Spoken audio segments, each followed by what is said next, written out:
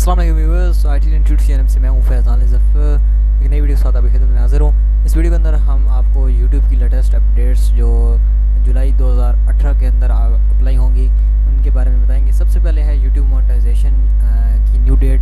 Last time उन्होंने update किया था कि 30 जून उनकी लास्ट डेट है।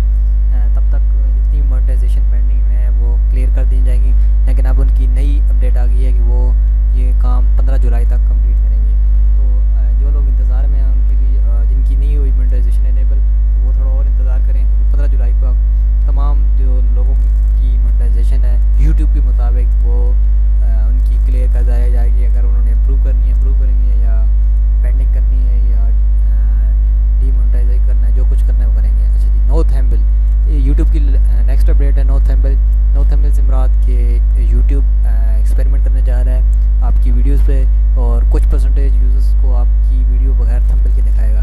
और थंबनेल जो ऑटोमेटिकली जनरेट होते हैं उसके जो सेकंड वाला थंबनेल होता है, यानी जो सेंटर में होता है, 3 थंबनेल होते हैं उनमें से जो सेकंड नंबर पे होता है उसको ये अपने जितने भी आपके सब्सक्राइबर्स हैं उनको दिखाएंगे। तो इससे ये होगा कि यूट्यूब का कहना है कि ये इसकी मदद से 2 काम करेगा।